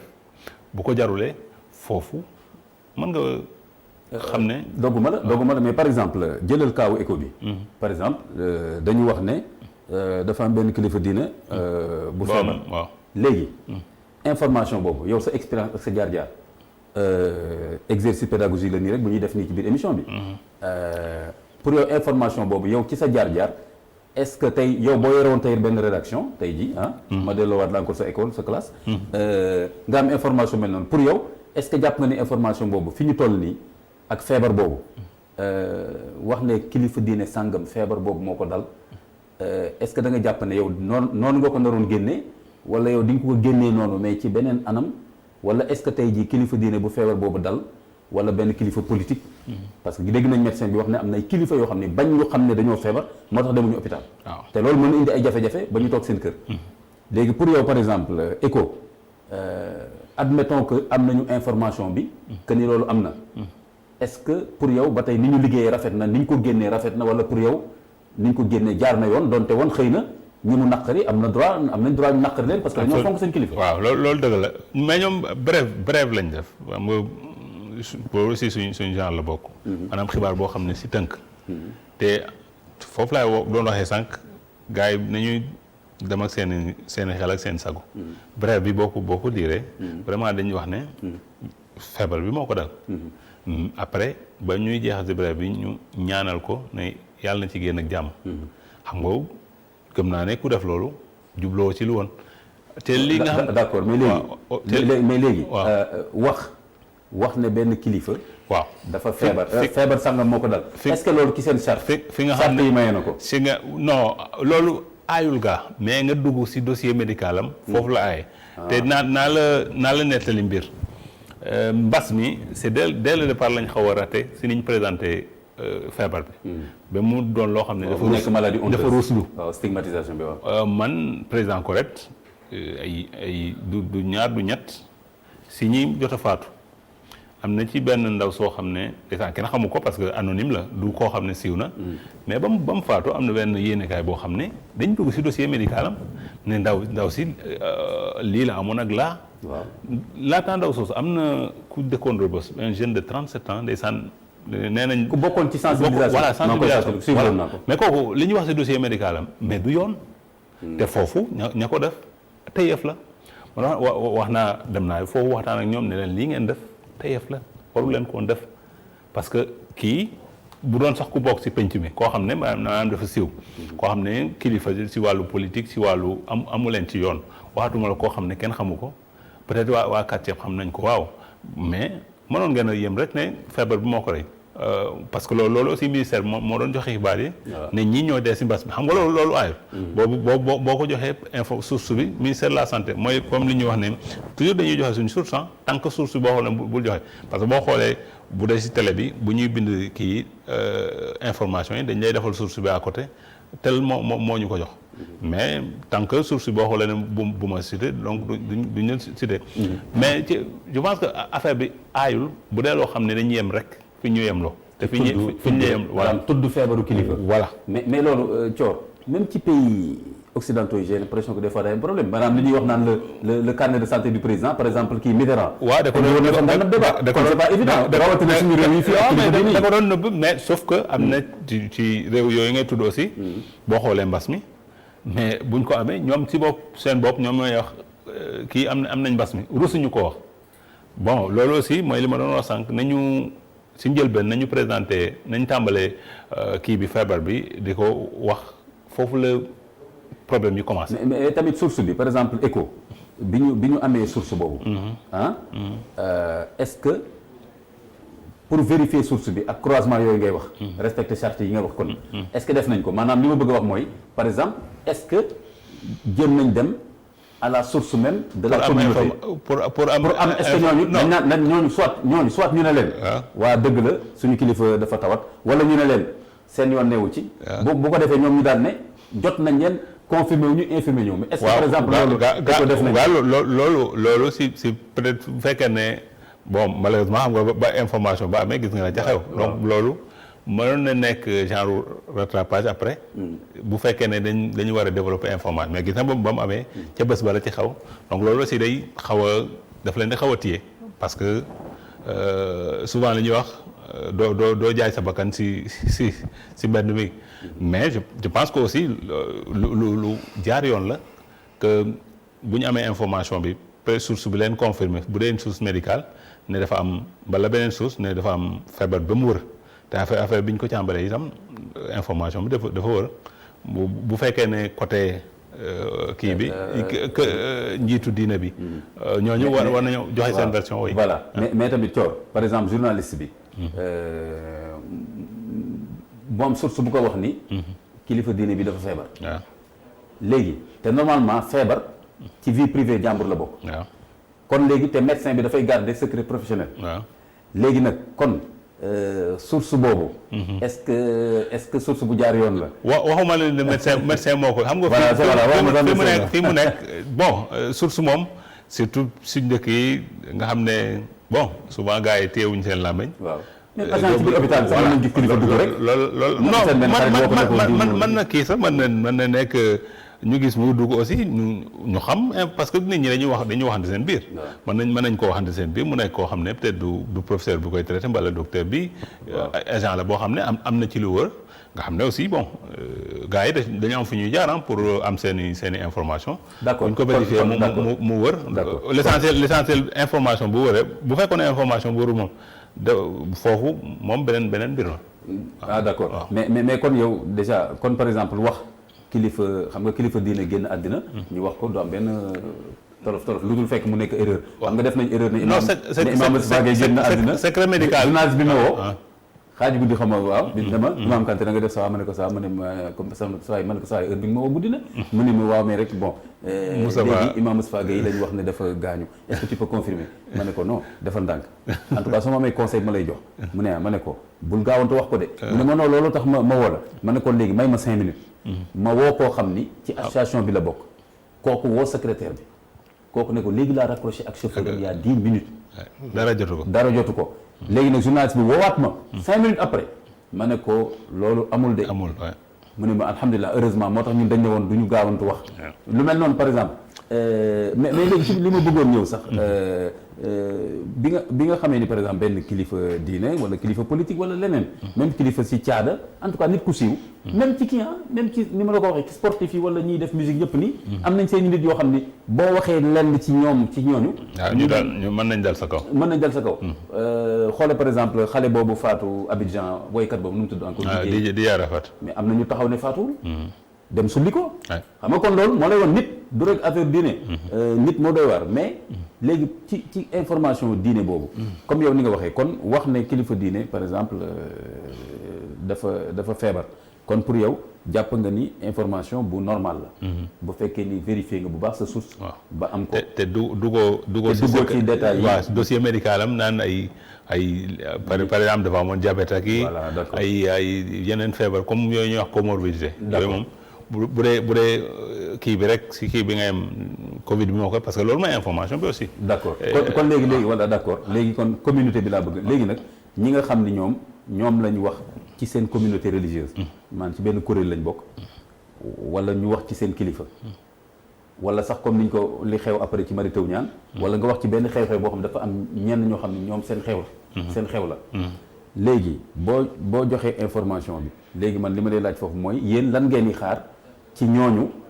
jàpp ne information boobu àndul ak teggin wala dañ leen a tooñ pour yow lan nga xaar ne noonu la ñu war a def parce que xam nga émission bi dañu ne bu ñu jéem a waxtaan pour jëflante bi waaw bu ñu bëggee droit de réponse dafa am c'est-à-dire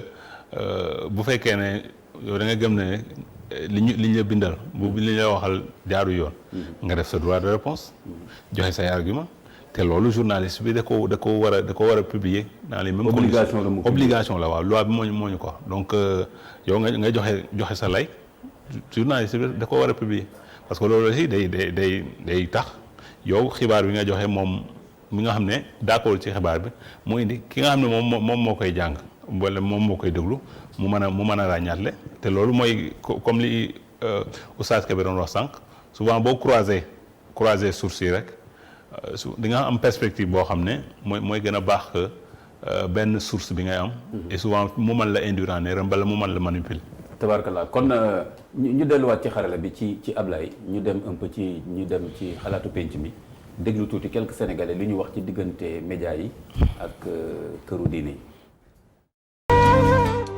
xalaatu penc mi. waaw ni nu ko jàngante day mooy dafay xaw a am yàkkamti tuuti ndax diine dafa am cër te cër bi yàkkamti mooy tax duñu ko jox ndax kër gu ne am na porte-parole loo ca bëgg a wax walla loo ca dégg te téléphone yomb na def ko kër laaj ko ne ko kër gi di dañoo dégg ne nangam ak nangam nu mu tëddee ndax mbind nu tax a jóg ak wax moom mu wax ca la loo xam ne boo ko ca waxee benn jafe-jafe du ci am ndax boo gisee jafe-jafe am bërki démb daanaka nag ñàkk laaj ak ñàkk a teey moo ko waral te diine nag demee na noo xam ne bu yeboo nga ne Sénégal diine ci ëpp doole comme que diine ci ëpp doole nag dañ ko war a jox cër boo xam ne dañoo war di waxtaan ak moom. maanaam tey tasaxataayu xabaar yi dañoo am solo ci dëkk bi parce que ñun loo xam ne dañoo réer ñoom ñu koy wan benn mooy loolu beneen bi tasaxataayu xabaar yi bu bëggee xam ci kër sëriñ yi dara dafa am ñu fa toogal sëriñ si dañuy dem ci ñooñu gëstu ci ñooñu ñu xamal leen la fa xew parce que kër sëriñ si dafa am ay sart ñu fa teg waaw am nay bëkk néeg am nay jëwriñ. kon yéen ñi nga xam ne yéen a koy war a wesaare pour nit ñi mën koo dégg war ngeen a wàcc ci kër yi diine yi ba war a xam lan mooy seen soxla wala lan la ñu bëgg wala lan la ñu jàmbat man daal loolu xalaat naa ko ba li ngeen a bind ci ñoom daal demal ci porte-parole bi nga wax ak ñoom mu wax la lépp mu leer nañ kon erreur du am. alhamdulilah rabbil alamin kon gis nañu ñaari sénégalais yooyu li ñu wax ci diggante média yi ak kër diine alors Thior ci yow laay ñëwaat encore rek nga def ci commentaire avant may ñëw ci Oustaz Mokhtar gis nga kenn ki dafa ne pour moom média yi dafa ne ñàkk tey ak yàkkamti mu rejoindre keneen ki kooku tamit daal ne dañu war a dem ci kër sëriñ si parce que foofu tamit am na nu ñuy gérer information laaj ñooñu bu ko defee duñ juum léegi yow en tant que professionnel est-ce que ñii li ñu wax jàpp nga ne yéen seen liggéey ci loolu la war a yem wala yéen da ngeen jàpp ne am ngeen liberté wut source fu mu leen neex ci wàllu diine joxe ko parce que tam je crois que problème bi quelque part foofu la nekk wala nan lañ mën a boolee ñaar yooyu. non mënuñu lu jëm ci ak li information bi sensible c'est vrai par exemple kër diine yi source yu baax ñu nga fa nga dem taataan mais itam du tee comme da di loo xam ne xam-xam dafa yaatu. mën nga boo taataanee foofu itam dem wuti yeneen source yoo xam ne pour gën a am dëgër laay parce que comme Oustaz li mu doon wax sànq Oustaz Kébé dafa am solo ñuy bàyyi mbir am perspective bu yaatu boo nekkee ci benn information parce que souvent li journaliste war a moytu rek mooy gaawtu bi ki njëkk a wax boo gaawtoo mooy par exemple source bi benn source bi ngay njëkk a jot wax la rek nga am trop confiance rek balancer affaire bi. waaw après bon tu te rends compte que mooy li ñuy wax sànq si wàllu protection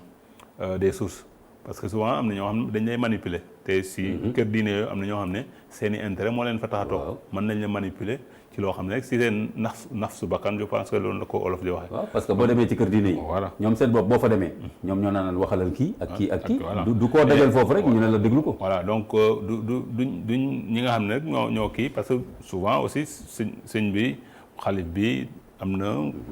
un cercle restreint. ñooñu boo leen identifier wax ak ñoom je pense que amuñu benn intérêt di manipuler journaliste parce que loolu aussi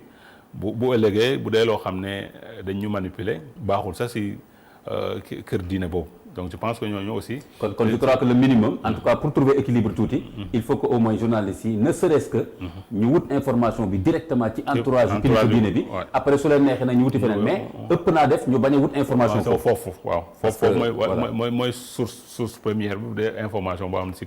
kër diine boobu mais foofu nga war a. surtout que sax léegi ñoom ñëpp dañu am seen kuréelu information. parce que ñoom ñu ngi topp jamono aussi. absolument xam ne dañu soxla. ouais parce que ñoom tamit ñu ngi jëfandikoo médias yi. dañuy gën a communiquer. voilà par exemple da ngay xool sëñ Abdoulaye Gaynde Fatma def na ci ay jéego yu rëy si wàllu communication. organisation yooyu donc kii organiser journalistes yi vraiment di leen jox ay xibaar maintenant journalistes ñooy fexe bi itam. xool nan la ñuy tojee seen bopp ji nag comme ni ñu ko waxee. oui man temps yi am na benn joxe woon naa fi sama benn xalaat ci benn mbir ci koor gi ci Covid bi. bon mais ba ma waxee la may wax dafa am keneen koo xam ni day wax tam ci diine. xam naa li ma wax neexu ko mais bureau de communication. ñoo indi tontu bi ci ma ko waxee. mais quelque part neexoon na ma aussi. parce que dama jàpp ne dafa service daal parce que moom ci boppam mënoon na génn xarab ma. mais dafa ne le bureau de communication moom tudduwaa ji. dafa ne nee nañ Imam Kanté wax na lii mais du loolu parce que lii ak lii. man dama ne alhamdulilah bu fekkee loolu rek la. loolu moom du benn problème. parce que am ay gisin yu wuute. xam nañ ko ci l'islam ci fiqh ak yu mel noonu daal. léegi ma ñëw waaw non juste pour dëggal li nga wax par exemple suñu naataango Mor Talla Gaye bi am na benn kuréel Touba ca kanam def nañ benn activité après moom mu def benn texte si xarala yu bees yi xawlee na daal quoi bon ne affaire bi sans un peu lar nag ne gars yi daal est-ce que du leneen moo leen tax a jóg mais gis na bon ñooñu seen cellule de communication comme ni ngay wax tontu ko moo taala aussi nekk journaliste bu xam métier mu ne lii la ñu xaar ci ñoom bu fekkee ne bon peut-être xalaat nañ ne li ñu wax kii mais argument contre argument rek nga indi sa lay bu ko defee ñi nga xam ne ñoo koy jàng je pense que loolu c'est important mooy vraiment këru diine yi ak mbooloo diine yi que ñoom tamit ñu mën a dékku liggéey journaliste yi nu mu mën a ñëwee rek ñoom tamit ñu mën ko dékku ba pare joxe ci xibaar bu wér bi loo xam ne day dalal xelu nit ñi ba beneen coow bañ a am parce que loolu tamit mooy li ma wax parce que suñu deful loolu su fekkee dañuy xaar ne xibaarkat yi bañ a juum ak bañ a yàkkamti saa su ne loolu foog naa du mën a am parce que des fois ay xale la ñuy doon wala des fois tamit lii dal nit ñi di leen dal daal ay njuumte Oustaz Mokhtar Kébé suñu émission mi ngi waaj a jeex dama la bëggoon laaj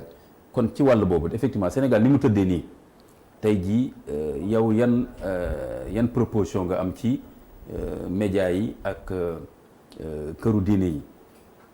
sànq am na loo ci jotoon joxe ci wàllu bi nga doon wax naan formation bi maanaam que journalistes yi nañ leen gën a former ci ñu xam diine nu mu tëddee ci Sénégal ak këru diine yi ak xew-xewu diine yi est-ce que am nga leneen loo ci bëgg a compléter pour que lii xew fan yi ci ECHO ak li xew fan yi ci Mary Teuw Niane sorteem ba ci sax Touba ci kanam journaliste boobu la mu ci wax ak ñoom li ñu ko tontu yow léegi est-ce que am nga loo ci compléter ci wàll boobu en termes de perspective. waaw man li ma jàpp mooy jafe-jafe bi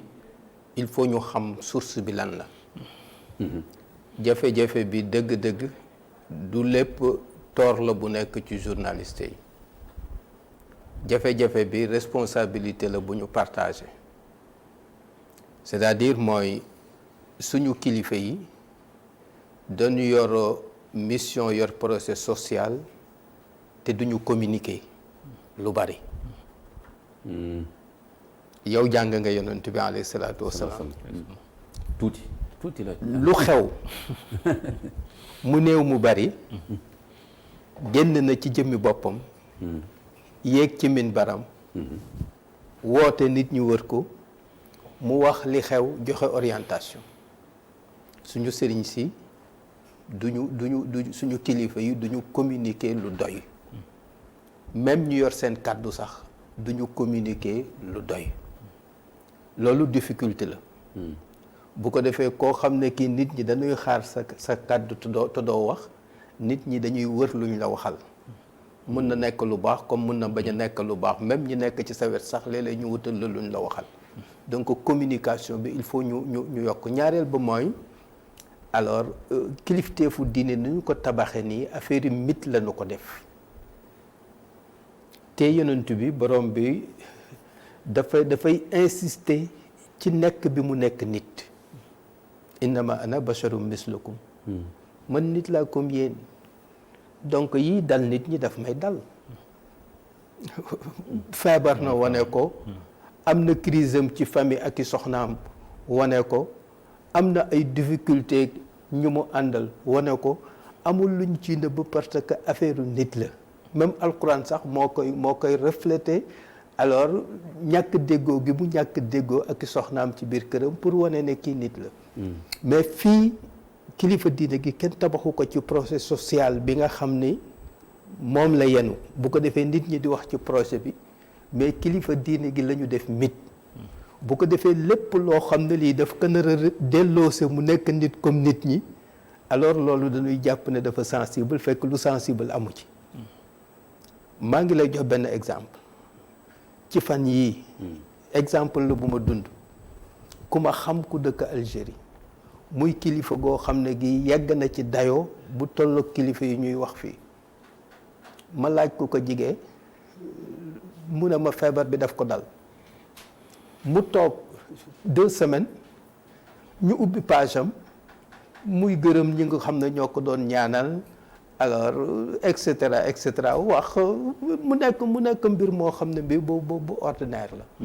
waaw te kilifa gu mag la mais amul ay nit yu jóg ne ñan ñoo wax loolu suñu kilifa gi ne naa la kilifa ay nitam man information bi ay nitam ñoo ma ko jox moom bi mu paree moom moo dem ci page am wane ne man dama feebaroon nit ñi ñaanal nañ ma sant naa yàlla et cetera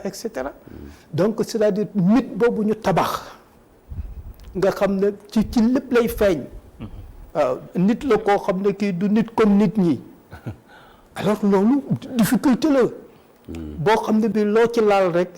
mu metti nga xam ne essentiel lu li ko wër lépp secret la te fekk na dafa yor projet social boo xam ne bii l'espace public daf ko soxla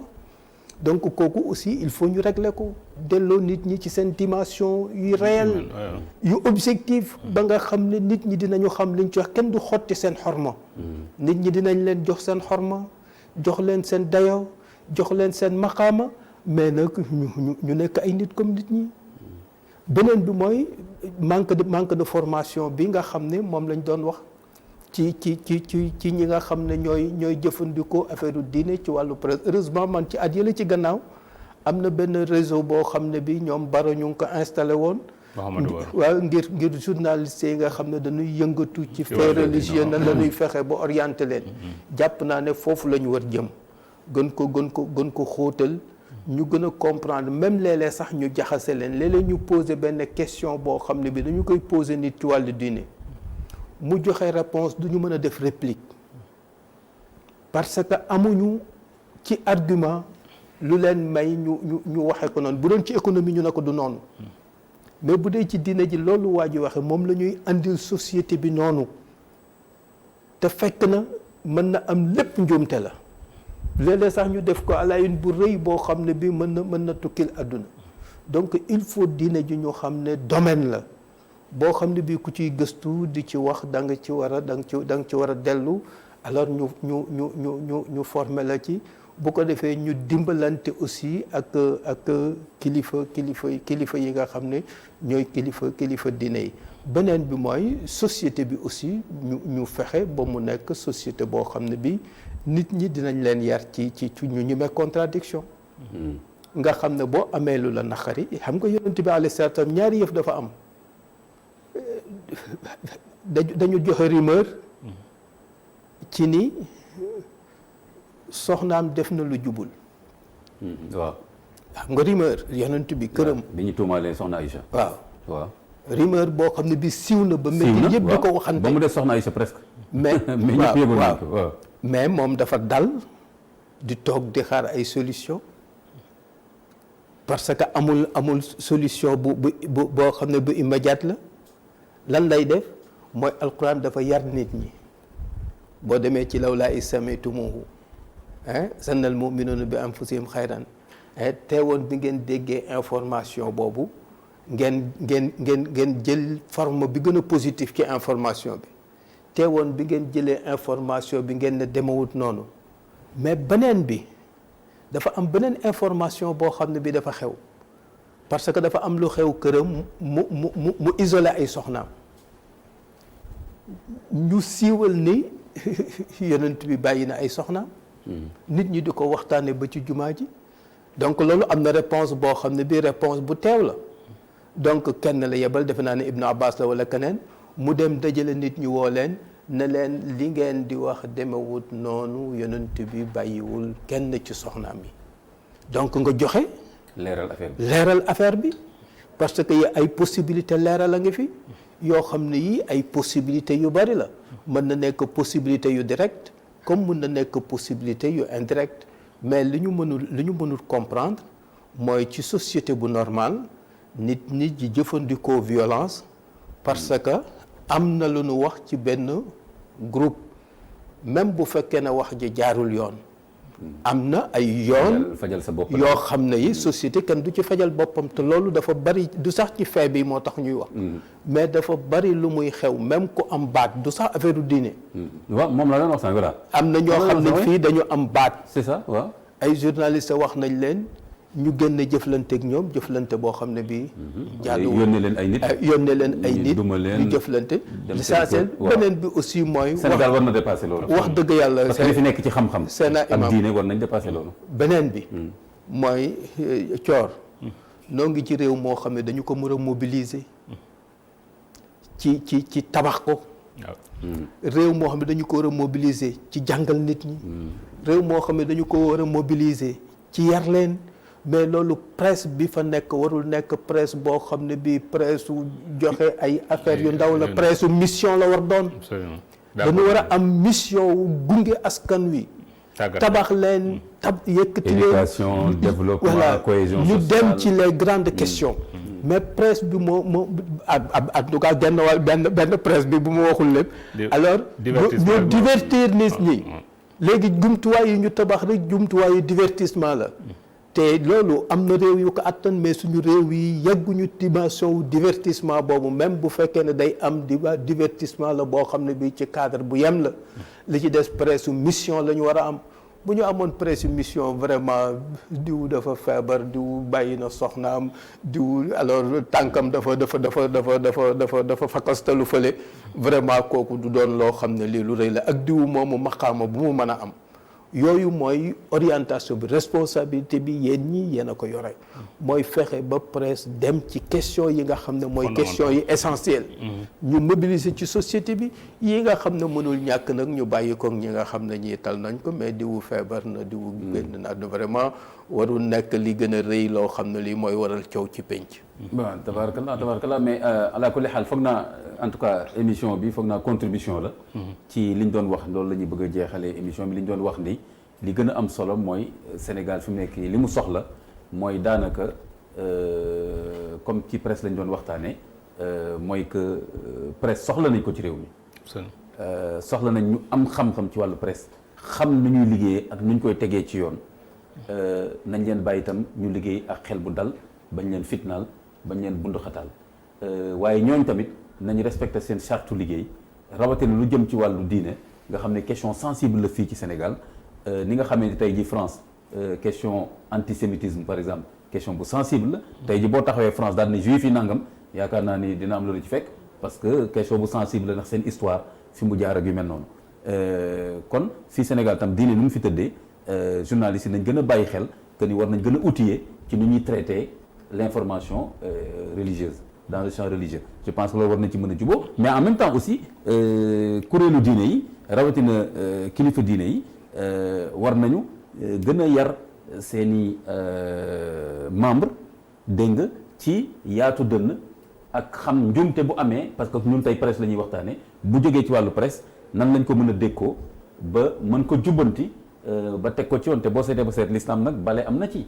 nit juum nga baal ko nit def la lu ñaaw nga fay ko lu baax idfa billati ahsan waxuma la sax xam nga fay ko lu baax sax waxuma la sax di ko dóor kon am ay nit yoo xam ne léegi dañ leen di xirtal ci jël ay yat wala jël ay saaga di ko teg ci ay nit ñoo xam ne rek xëy na dañu juum wala xëy na sax juumuñu xëy na yow yaa ko jàppee noonu rek foog naa loolu yëpp Sénégal mën na dépasser loolu bu ko defee ñu am réew mu rafet un pays où il fait bon vivre un pays boo xam ne ku nekk ca la nga nekk dañ lay cëral wormaal la journaliste itam lépp lu ñuy traité ñu xam cër ba fa nekk ak ña fa nekk nu ñu leen war a wormaale bu ko defee dëkk bi dox ci jàmm. parce que journaliste yi soxla nañ seen liggéey. sëriñ si tamit sax soxla nañ média yi. li Oustaz wax sànq dafa am solo. ci weesu na si wàllu kër diine yi c'est-à-dire Sénégal laa xam parce que mooy suñu réew. waaw. mais ni ñuy gisee njiit dafa ëpp. d'accord pour ñoom mooy presque yàlla lañ koy def. ñu koy sacraliser. voilà te loolu aussi mooy li mu wax sànq il faut qu'on ramène les choses à la taille humaine c'est-à-dire xam ne kii nit la comme yow mooy li may wax toujours gis nga sa wërsëg yàlla da koy jàllale si nit mais kenn yoru wërsëgu kenn loolu aussi il faut ñu ciy bàyyi xel donc dañ ñuy gindi mooy ñi nga xam ne ñoo nekk si wàllu diine bi ñoom dañ ñuy gindi pour ñu xam fan la ñuy teg suñu tànk si wàllu diine bi ñeneen ñi nekk si beneen côté bi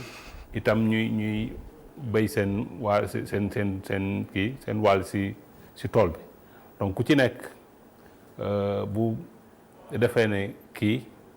nit la comme man rek je pense que day gën a yombal mbir mi mais comme ni nga wax sànq bu dee bon presque da nga ko jël déifier ko def ko muy yenn saay sa rendre ko service parce que après mën nga ko yóbbu ci dimension boo xam ne daanaka baaxul sax ci li nga xam ne moom mooy mission bi nga xam ne moom la ñuy xaar ci moom. voilà foog naa baax na correct lu mel ne correct par exemple. def tournée par exemple ci kër sëriñ si gën a waxtaan ak ñoom. ci seeni kër nu mu tëddee ak nu ñuy gérer information loolu yëpp day gën a yéwénal yëf yi mais daal wax dëgg yàlla ku nekk nañ ko jox cëram. ak wàccuwaayam ku nekk fa muy liggéey itam sénégalais la wala sénégalaise. boo xam ne dañ ko war a jox cër jox ko respect ku nekk itam ndombo tànk bi nga am. ñu jox la respect ba mu laaj. terewul nag tamit ñu xam ne ñun ñëpp ay nawle lañu. bu ko defee. amul koo xam ni da ngay not nit ñi nekk say jaam. mais waxtaan am na cër am na. yàlla nañu yàlla defal tawfiq. vraiment seen contribution am na solo lool parce que question bu yombul waxtaanee. man mi am na ñoo xam ne dañ mën a woon sax non. bàyyil ba ci kanam tuuti. mu sedd parce que question yi neexul waxtaan man leen mais yéen tamit. mais je crois que bu mu tàngee tuuti quelque part ci waxin. ci war a wax pour que nit ñi am yóbbal. te tam dama ne xam naa ñi ma koy séqal ci waxtaan. Sénégal yi fi nekk ñu ngi déglu ku ci waxtaan parce que Sénégal yi fi nekk nii. ñu ngi xaar ku leen ci apporter lu mu mën a jàpp pour que beneen yoon su luy xewee. ñu ne kon nii laa war a doxalee. ak affaire journaliste am ne kon affaire kër sëriñ si. naa bàyyi xel ci aspect bi j'espère que suñu émission bi nekk na ci contribution su ko defee ñu ngi ñaan ñëpp ñu dellu ci dal journalistes yi ñu ngi leen di masawu coono waa ECHO ak ñeneen. waa ECHO vraiment nañ leen jàppale ñi leen mën a jàppale nañ leen jàppale. ñu ngi leen di seen matériel jàppale am na ñoo xam ne def nañ ci lu mu ci ayib loo xam ne ndimbal. yóbbu nañ ko fa. aussi wax dëgg yàlla nguur gi taxaw na ci parce que ñu ko def jàpp nañ leen ba jàllale leen ci kaso bi. tabarkalla Sénégal a ngi noonu kon ñu delluwaat seen liggéey ci jaar yoon ñi nga xam ne tam ñoo nekk ci communauté religieuse yi. ñoom tamit ñu ngi leen di ñaan toujours ñu ànd ak dal parce que boo seetee ba seet tey kilifa diine yi fi nekk nii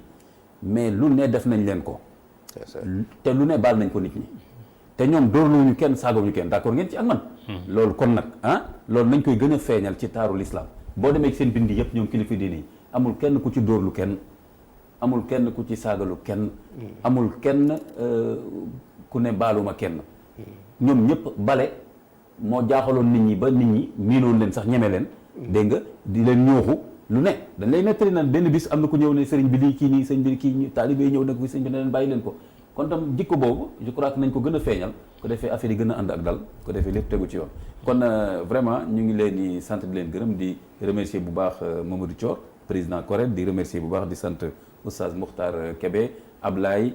bi nekk ci xarala bi ak caméraman yi di leen jox rendez-vous beneen càmbar ci diine rediffusion bi su ma juumul vendredi lay nekk l'après-midi à 15h su ma juumul wasalaamaaleykum wa rahmatullahi wa barakatuh.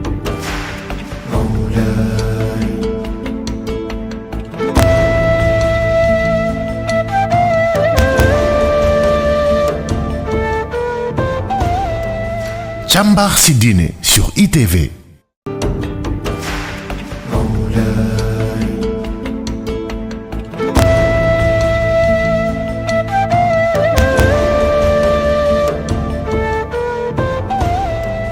Càmbar ci diine sur ITV.